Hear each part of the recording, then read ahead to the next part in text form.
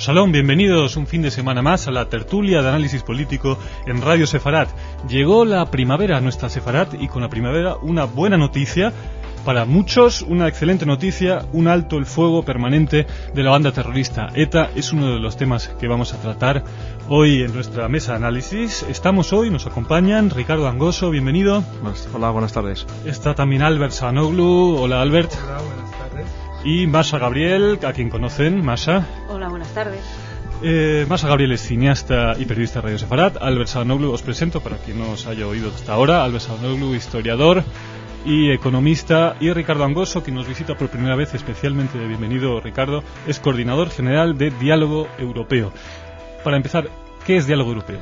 Bueno, Diálogo Europeo es una asociación de periodistas a la que más tarde se han unido analistas, politólogos, sociólogos, también algunos militares, y es una asociación que, digamos, se dedica un poco al estudio de las cuestiones internacionales, los conflictos de nuestro tiempo, y lo hace, digamos, pues a través de seminarios, conferencias, jornadas y digamos, seminarios y encuentros de estudio y especialización sobre todos estos asuntos. También celebramos en la Comisión Europea mensualmente un encuentro, un desayuno de trabajo con líderes políticos. Últimamente hemos estado más centrados en lo que es la actualidad nacional, con lo que ha pasado con el Estatut, la tregua que decías, las expectativas generadas en torno al proceso con ETA, y han pasado por nuestros desayunos pues Rafael Estrella, Gustavo de Arístegui, Joan Puigcercós, próximamente estará Loyola de Palacio. Digamos que todos los meses intentamos que haya una figura de la actualidad que debata y que dialogue con los periodistas y explique un poco cuáles son, digamos, las expectativas de la clase política o de la fuerza política que representan con respecto a determinados temas. Ese es un poco el enfoque de Diálogo Europeo. Una excelente iniciativa. Además, me permito añadir que también es el segundo año consecutivo que conmemoráis el día del Holocausto, de memoria y recuerdo del Holocausto. El Día de Memoria y Recuerdo del Holocausto. Si os parece, los temas de hoy, bueno, ya he mencionado la tregua o alto el fuego permanente de ETA, una reunión, un Congreso Mundial de Rabinos e Imanes por la Paz en Sevilla, con 400 líderes religiosos. Israel, últimos días de campaña electoral, Kadima sigue liderando las encuestas. Y Fatah, una noticia también de esta semana, rechaza la invitación de Hamás a formar parte del gobierno palestino. Empezamos por el tema de ETA. Quizás por esta noticia que sabemos bien en España, pero posiblemente no conozcan tan bien fuera de nuestras fronteras. Hay 2.500 personas amenazadas por la banda terrorista y estos podrán empezar a prescindir de sus escoltas, que son 3.500 personas en total. Nunca el que tantos se quedaran sin trabajo fue una noticia tan buena, ¿no creéis? Sí, desde luego. Aunque no todos parece que comparten esta alegría, porque ha habido una imagen bastante gráfica y fue el otro día en el Parlamento. Había una cierta crispación en las filas del Partido Popular que yo desde luego ni entiendo ni comparto. Yo creo que era un momento de alegría generalizada. Solamente había que salir a la calle. Creo que a veces nuestros políticos y en general la clase política está bastante desconectada de la realidad de su propio país. Yo creo que había una alegría generalizada, había una gran satisfacción. Estábamos esperando este titular desde hacía 30 años y finalmente ha llegado el titular, pese a que algunos demostraron ese día no estar a la altura de las circunstancias y mostraron una crispación y desde luego Hay sin embargo un comprensible escepticismo ante una tregua, porque ha habido treguas anteriores, ¿no, Masha, Albert, que finalmente resultaron ser una trampa o fueron treguas estratégicas? Sí, ha habido varias treguas así, pero sin embargo yo lo que noto, lo que me sorprendió es que no hay tanto, es decir, yo comparando con lo que ha habido la reacción a las treguas previas, aquí como que hay mucho más entusiasmo por parte de, bueno, salvando ese grupo que acabas de mencionar, por parte de los políticos. Y eso me lleva a pensar que quizás sepan algo, ¿no? Que tengan datos de que esto sí que realmente puede ser la verdadera, digamos, el verdadero fin. Existe esta sensación. Lo que permite estar esperanzado es esto de permanente, ¿no? Aunque por otro lado, alto el fuego y permanente son como términos un poco contradictorios, porque alto el fuego es como temporal y permanente es, pues, no, yo creo que ¿no? Tregua es temporal. Alto el fuego puede ser un alto el fuego definitivo. Lo que se plantea es si no van a seguir con otro tipo de lucha, como son las extorsiones y otro tipo de... La Calea Borroca, sí, incluso. por ejemplo. Pero yo creo que ha quedado muy claro el mensaje del gobierno, que ha sido: denos pruebas evidentes de ese abandono de la lucha. La lucha armada incluye, en este caso, la Calea Borroca y las extorsiones, además que no se han abalanzado a decir, ay, gracias, vamos a negociar ya inmediatamente, han pedido pruebas.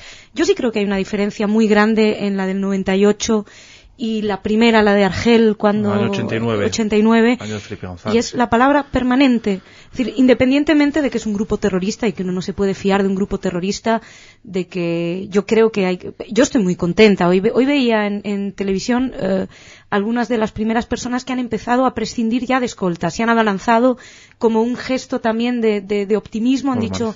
Creo que ha habido 5 o 6 concejales del Partido Socialista, todos en no sé qué pueblos, que han dicho que no vengan como dando realmente ese paso de creer. Pienso que hay que ser prudentes, evidentemente son terroristas, ¿no? La palabra de un terrorista no vale más hoy que cuando dijeron que estaban negociando con Karol Rovira, ni cuando dijeron que iban a hacer una tregua, que en el fondo era para rearmarse.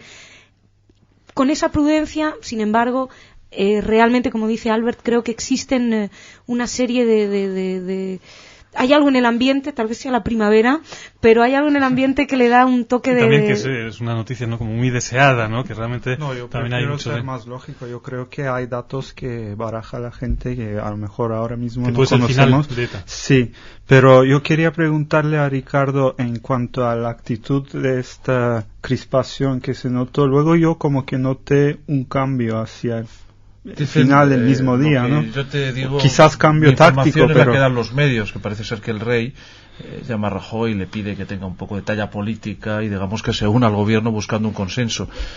Yo creo que, yo me remito desde luego a lo que dijo ayer el presidente de gobierno hace 2 días, va a ser difícil y largo. O sea, el proceso hasta que lleguemos a una normalización total, el abandono de las armas, pero yo creo que todos los conflictos de este tipo son procesos muy difíciles y muy largos. Por ejemplo, el admirado Uribe, del señor Aznar, que Aznar lo tiene siempre en boca, que es un hombre firme en la defensa del terrorismo. Yo este verano he estado en Colombia, la larga temporada, ha liberado incluso a varios guerrilleros, los ha enviado a La Habana, a miembros del Ejército de Liberación Nacional, los ha enviado a La Habana y está negociando con la dirección del ELN en un proceso largo que ya lleva 6 o 7 meses, con sus tira y afloja. Y no descartemos de que haya hasta incluso algunas interferencias, como ocurrió en Irlanda del Norte, que un grupo radical se desmarcó del IRA, que fue el IRA auténtico, no sé si os acordáis, y que provocó la matanza de Omak, que mataron a 28 personas, que había 2 españoles, me parece. O sea, que no descartemos incluso que esto pues tenga algunos coletazos todavía violentos en sus finales hasta que lleguemos a la normalización. Confiemos en que la pacificación sea tal y la esperanza que nos invade en estos días a tantos, pues que bueno, que se vea cumplida con resultados y que realmente sea total esa tregua, que sea permanente. Pasamos al siguiente tema, si os parece bien, es Israel. Kadima, como decíamos, lidera las encuestas, necesita de pequeños partidos o de otros partidos medianos para formar coalición. El Meretz y los laboristas parece ser que van a ser quienes van a formar el próximo gobierno con Kadima. Y ya hay disputas en torno a quiénes van a formar el gobierno y qué carteras van a ir para qué partido. Hay una frase que me gustaría leeros del politólogo Mario Schneider, que estuvo, por cierto, aquí en este programa hace ya algún tiempo, un politólogo de la Universidad Hebrea de Jerusalén, que dijo lo siguiente: el argumento de la patria histórica ya no vale. La gente quiere una solución pragmática, un muro. Las soluciones unilaterales son las que dan votos. ¿Qué os parece? Bueno, un poco la línea de lo que se llama la desconexión, ¿no? Pero yo creo que con diferencia, no sé, sea cual sea el resultado de las elecciones de Israel, yo creo que el proceso de paz va a ser también muy parecido al de aquí, va a ser también largo y difícil. Creo que tiene demasiados enemigos en la región. Creo que hay demasiados actores que no desean ver una solución del conflicto de Oriente Medio. Hablo de Siria, por ejemplo, donde no veo una gran voluntad por resolver el conflicto, ni por parte tampoco de los elementos radicales palestinos. No veo en la región ahora mismo el proceso, una fase de maduración que pueda llevar a una resolución a corto plazo, por lo menos. Hablo de los próximos 2-3 años. Tiene demasiados enemigos el proceso. Se está viendo incluso la actitud de Irán, que es una pieza fundamental en la región y que tiene una influencia en determinadas fuerzas políticas en el Líbano, porque Irán no solo es Irán, tiene una proyección, porque tiene una serie de fuerzas que tiene su influencia, incluso está financiando a grupos palestinos. Yo creo que, con diferencia del resultado que haya en Israel, creo que el proceso a corto plazo, por lo menos 2-3 años, no está en una fase de maduración que pueda dar los resultados que todos esperábamos, que era una paz, digamos, duradera para todos, judíos y palestinos. Esto de la retirada unilateral, ¿no es un poquito un lema? Realmente no es un espejismo. Muchos han cuestionado que realmente con retiradas unilaterales se pueda llegar a una solución del conflicto. Es como jugar al solitario en vez de jugar a las cartas. Es decir, no se puede olvidar que hay otro pueblo que está en este conflicto, concreto, que es el pueblo palestino, en el momento en el que Sharon hace la desconexión unilateralmente, que también yo creo que hay que ver un poco hasta en qué medida es unilateral, está dejando vendido de algún modo dejó vendido a Fatah. No digo que Fatah hubiera podido hacer otra cosa, pero pienso que en algunos momentos habría que tener en cuenta quiénes son los protagonistas del otro lado, porque si no nos desayunamos cosas como las de Hamás en el poder y al fin y al cabo tienen ellos, son la clave de que esto vaya a funcionar. Pero muchos también ponen en cuestión, no sé cómo lo ves tú, Albert, han puesto en cuestión la política de la retirada unilateral, por ejemplo, con la desconexión de Gaza, porque no trajo el resultado esperado. Sigue habiendo ataques de Qassam desde Gaza e incluso la ciudad de Ashkelon, que antes no estaba al alcance de estos misiles, sí lo está ahora. Es decir, retirada, pero ¿a cambio de qué? Muchos ponen en cuestión la política de la desconexión unilateral por eso. Bueno, yo creo que esto está muy conectado con lo que acaba de decir Ricardo. Es decir, la solución de retirada unilateral es popular precisamente por lo que acaba de decir Ricardo, que la otra solución ahora mismo no es posible, no es factible. Y eso se ha visto claramente durante la intifada, durante los últimos 5 años, 6 años, ¿no? Con lo cual, yo creo que por esa razón sencilla, esa solución ahora es la más popular. En cuanto a lo que dices sobre lo que si dio frutos, etcétera, pues yo creo que es todavía un poco temprano para ver, porque de todas formas ataques suicidas y ataques terroristas ha habido muy pocos, ¿no? Últimamente. Y... Por cierto, me gustaría mencionar que esta misma semana también es noticia. No siempre los atentados suicidas se llegan a consumar, pero esta semana se abortaron 2 atentados suicidas en el último momento. En un caso, un terrorista de la Yihad Islámica con un cinturón explosivo fue arrestado cuando llevaba ya sus explosivos de camino a un atentado en Tel Aviv. El jueves, de nuevo, pudo abortar otro atentado. Es decir, los atentados están en marcha. Si no explotan las bombas es porque los servicios de seguridad los detienen antes. Bueno, los atentados que en general son de la yihad, porque aunque hay una tregua que ya no está más, la tregua, de alguna manera, nueva situación en la región ha hecho que jamás todavía no atente. A mí me da miedo porque estamos antes de las elecciones, esto es un programa grabado, no sabemos qué va a pasar mañana, ni siquiera cuando salgamos del estudio, y más en Israel, que siempre antes de las elecciones es terrible. Ahora están en mayor alerta que nunca, pero tú dices que no ha habido resultados. Yo creo que hay un resultado muy importante con la desconexión, que es el mundo exterior, no solamente Israel, porque atentados, diplomático, claro, dice, atentados, como dice Albert, hay siempre, no está habiendo más ni menos, y hay menos, yo creo que es más por una tregua que por otra cuestión, o porque no les sale, porque hay más seguridad o cualquier cosa. Pero lo importante es también la lucha que hay fuera de Israel, la opinión pública, Europa, Estados Unidos, que también ha llegado un momento que han dicho, bueno, señores, o empiezan a ceder o terminamos aquí, ya no se da más. El difícil equilibrio en el que está siempre Israel entre lo que es la legalidad internacional y, por otro lado, la seguridad. De hecho, constantemente, cuando se habla de si volver a las fronteras del 67, no es tanto un criterio ideológico el que prevalece, sino uno de seguridad, que dejaría una franja de 15 kilómetros entre la zona más cercana al mar y los territorios palestinos, ¿no? El problema de que un Estado con esas fronteras tal vez no sea defendible. Otro tema de esta semana que quiero poner sobre la mesa: se cumplen 2 aniversarios. Uno de ellos es el 3er aniversario del comienzo de la guerra de Irak, de la intervención liderada por Estados Unidos en Irak. Y otro aniversario importante que se cumplió el viernes 24 son los 30 años desde el golpe de Estado en Argentina, el llamado proceso de reordenación o reorganización nacional. 2 fechas, una de ellas desde luego trágica y la otra estamos en medio también, y posiblemente también sea una fecha trágica a juzgar por los resultados. Pues bueno, la de Irak, el balance no puede ser más negativo. Yo creo que, al margen de la posición que cada uno mantuviese con respecto a la intervención norteamericana en Irak, 3 años después, o con el tiempo que ha pasado, el balance que podemos hacer no puede ser más negativo.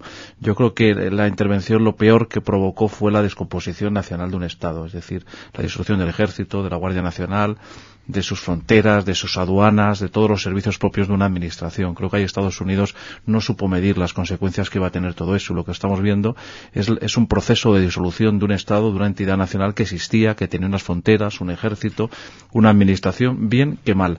Y más bien mal, ¿no? Más bien mal, pero desde luego lo que ahora estamos viendo son las consecuencias de todo ello. Y las consecuencias de todo ello es un enfrentamiento que tenemos entre dos religiones de allí, entre dos formas de entender el Islam, y luego lo del problema kurdo, yo creo que es crucial en todo esto y fundamental. Es decir, se está creando una entidad nacional kurda en las fronteras de lo que puede ser algún día la Unión Europea, que es Turquía, que puede incluso llegar a ser miembro de la Unión Europea, y con unos focos de inestabilidad ahí, que están en Siria, donde también tenemos grandes poblaciones kurdas, y no olvidemos que en Turquía hay 17, 18 millones de kurdos.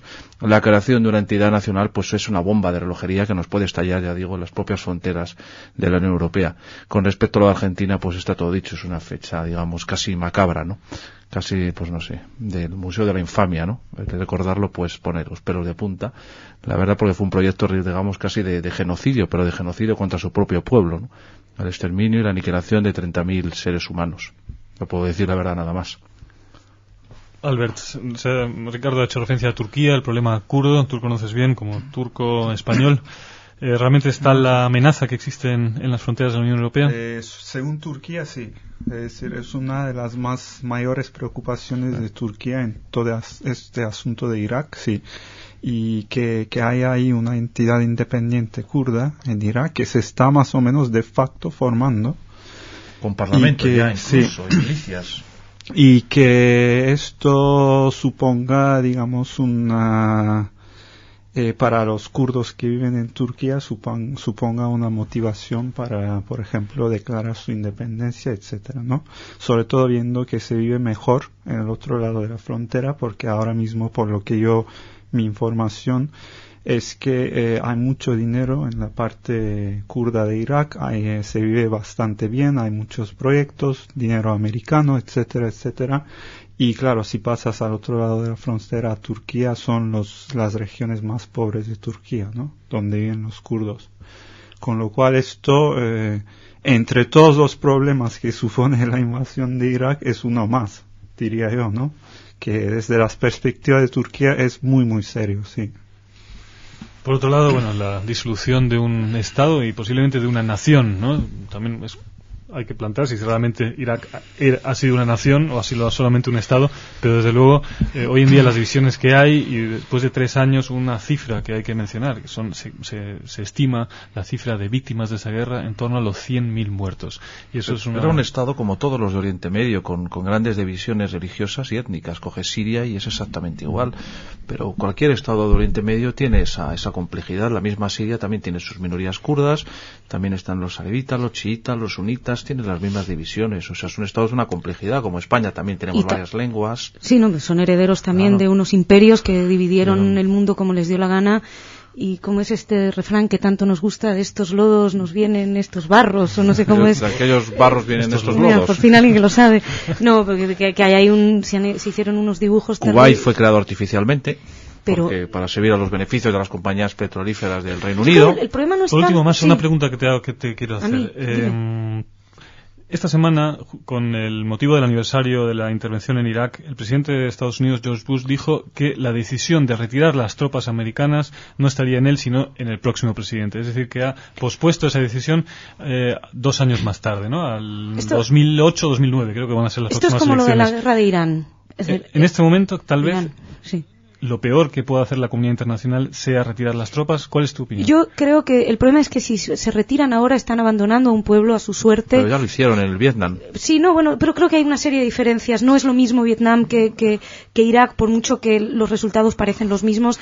En el año 68, el pueblo norteamericano, su clase política tenía clara la intervención de Estados Unidos en el Vietnam.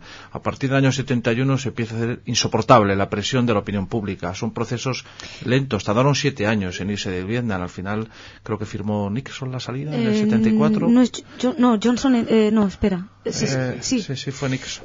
No, a mí yo no sé qué, porque si uno se va y abandona o uno ya se queda, porque yo te digo sinceramente, a mí me da la gana de decir, bueno, ustedes han venido aquí, ustedes venían con la razón, con la democracia, con un montón, ahora arréglenlo, porque el problema es que la zona es un polvorín y no solamente está Irak, está el problema de Irán, otra patata caliente que se están lanzando, es decir, ahora tú ves a Hillary Clinton que quiere una intervención inmediatamente ya. ¿Por qué? Para que le toque a la administración actual y que no les toque a ellos dentro de un par de años verse con la posibilidad de eso. Entonces, todo Hillary quiere que se solucione todo ya, y Condoleezza lo va dejando los elijo a ellos como republicanos y demócratas, no sabemos quiénes serán, pero el problema es que en estos uno de los dos seguro que será. Nadie está dando la cara en una situación vergonzosa, yo creo, porque en todo caso, aunque sea desde un punto de vista militar y estratégico, creo, un verdadero desastre. Pero tú no crees que a veces somos portadores los occidentales de cierta soberbia, es decir, considerar que automáticamente nuestros valores, sistemas políticos, instituciones se pueden trasladar a otra latitud, con otra cultura, otra historia, automáticamente sin pasar por unas fases? Esto, por ejemplo, los politólogos lo han estudiado. Es decir, para llegar a la democracia hace falta una estructura social, que haya una clase media, una clase política formada, unas élites. O sea, es decir, la democracia no se crea así de noche a la mañana. Sí, son procesos de maduración. O sea, España en el año 75 ya tenía una clase media, tenía unas élites que habían tomado conciencia de que había que democratizar el país, la estructura económica era muy distinta. Automáticamente trasladar eso a otras latitudes no preparadas y no adecuadas para ese proceso, pues a lo mejor es un error, es una cierta soberbia occidental, ¿no? Lo comentamos, yo creo que hay más que soberbia, es posiblemente una cierta ingenuidad, ¿no?, de la ideología neoconservadora estadounidense. Ingenuidad o un paternalismo excesivo. Yo estoy más por la soberbia. Lo comentábamos la semana pasada, que estaba aquí Raymond Sabá, que nos comentaba justamente, que evidentemente dos democracias, entre ellas no se hacen la guerra, pero para que esas democracias se lleguen a cuajar y se instauren son procesos largos, y no es de un día. También la referencia está del McDonald's, que creo que está un poco, que dos países con McDonald's, ¿no?, algo así que comentábamos la semana pasada. No sé si en micrófono o fuera de micrófono. No creo que el McDonald's sea lo que tiene que aspirar un pueblo, no tengo nada en contra del McDonald's. A mí eso me preocupa. A veces, hablando con gente aquí del Partido Popular sobre Cuba o sobre Irak y sobre todo esto, el intentar trasladar todos nuestros valores automáticamente allí. Oiga, mire, en América Latina la gente se muere de hambre. Yo no le voy a defender Cuba, pero juzguemos los valores y juzguemos los países en su ámbito geográfico e histórico. No vayamos con esa soberbia. Bueno, pero yo creo, Ricardo, que la democracia no está reñida con temas sociales y políticos que también puedan promover el desarrollo y el crecimiento de las economías, por supuesto, ¿no? Que es no. decir que, en fin, pero bueno, creo que el tema Cuba lo podemos dejar para otro debate. Debates. Os agradezco mucho vuestra presencia hoy aquí en los estudios de Radio Sefarat. Ricardo Angoso, Albert Sabanoglu, Masha, ha sido un placer como siempre. Me despido y nos despedimos con esta esperanza con la que empezamos el programa y con esta confianza especialmente de que en España haya por fin paz. Un saludo, queridos oyentes, a todos y shalom.